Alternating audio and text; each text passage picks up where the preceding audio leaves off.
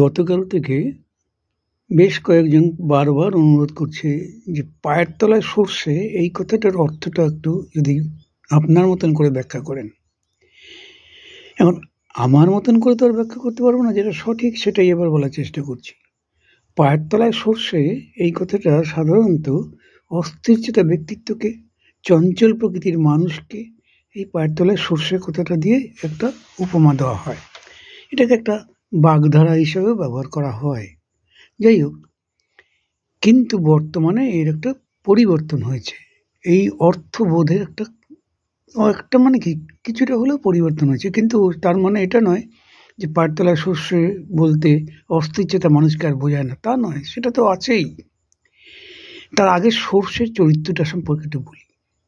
সর্ষের চরিত্রটা হচ্ছে, সে অন্যান্য শস্যের মতন, অন্য শস্য দানাগুলো কি হয়, যেখানে ফেলা হয় সেখানটাই পড়ে থাকে।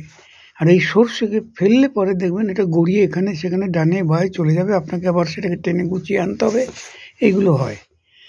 যে কারণে আগেকার মা ঠাকুমারা তাদের সন্তানদের কোনো রকম মাথা, যদি কোনো রকম ওই মাথা বলছি, প্রসব করার পরবর্তীকালে কয়েকদিনের পরে দেখা গেল তার মাথাটা কোথাও একটু চ্যাপ্টা হয়েছে, কোথাও বাঁকা হয়েছে, ওই ধাইরা ধরে টেনতো, বা পরবর্তীকালে ফরসেপ দিয়ে করা হতো, কোথাও গেলে একটু ব্যাকা হতো, কোথাও চ্যাপ্টা হতো, ইত্যাদি হতো।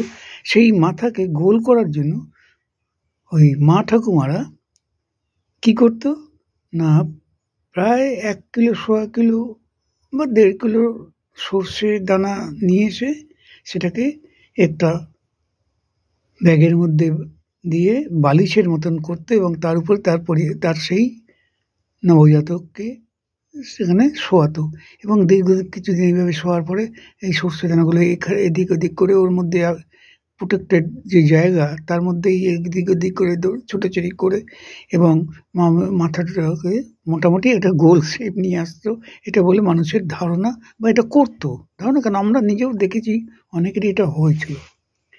তাই সর্ষে, পায়ের তলায় সর্ষে, এটার অর্থ হচ্ছে চঞ্চল প্রকৃতির মানুষ, অস্থির প্রকৃতির মানুষ, যার সবসময় মাথার মধ্যে একটা কিছু না কিছু ঘুরতেই থাকে, কিছু করবে, কিছু ভাববে, কিছু দেবে, ইত্যাদি করতেই থাকে। সেই রকম চঞ্চল প্রকৃতির মানুষকে বলা হয়, ওর তো কী আর বলবো, ওকে কী করে ধরবো, ওর তো পায়ের তলায় সর্ষে। বর্তমানে যেটা হচ্ছে সেটা হচ্ছে যে পায়ের তলায় সর্ষে মানে হচ্ছে যারা ভ্রমণ পিপাসু পর্যটক, যারা এখানে সেখানে ঘুরে বেড়ায়, বারবার ঘোরাকেই তার হবি, তার ইচ্ছে, তার পছন্দের জিনিস বলে বারবার এখানে সেখানে ঘুরতে যায়, এদেশে সেদেশে ঘুরতে যায়, এই স্থান সেই স্থানে ঘুরে আসে। এদের ক্ষেত্রে পায়ের তলায় সর্ষে কথাটা এখন প্রযোজ্য, বেশি বেশি করে প্রযোজ্য হয়। আরও বেশি বেশি করে প্রযোজ্য হয়। আপনি দেখবেন যে সুনীল গঙ্গোপাধ্যায়ের দুটি এই পর্যটক নিয়ে দুটো বই আছে, সেই বই দুটোর নাম দিয়েছে পায়ের তলায় সর্ষে। একটি হচ্ছে প্রথম খণ্ড আর একটা দ্বিতীয় খণ্ড, এই দুটি খণ্ডে পায়ের তলায় সর্ষে বইটার নামকরণ করেছে। যাই হোক, পায়ের তলায় সর্ষে হচ্ছে মূল বিষয়, যেটা সেটা হচ্ছে যে আপনার পর্যটকদের বিশেষ করে বলা হয়। আর প্রকৃত অর্থ হচ্ছে অস্থির চেতা চঞ্চল প্রকৃতির মানুষদের কথা বলা হচ্ছে পায়ের তলায় সর্ষে।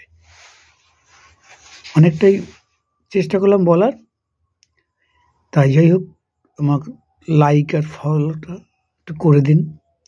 বহুদিন ধরে আপনারা দেখছেন অনেক, কিন্তু কেউ লাইক বা ফলোটা করেন না, করলে পরে একটু উৎসাহ পাই। এই বয়সে চেষ্টা করছি, হয়তো ত্রুটিপূর্ণ, সকলের মতন যেগুলো আপনি দেখেন তাদের মতন নয়, কিন্তু তথাপি আমি তো চেষ্টা করছি। আপনারা আমাদের নিশ্চিত করে লাইক আর ফলো করবেন, এই আশা নিয়ে শেষ করলাম। ধন্যবাদ।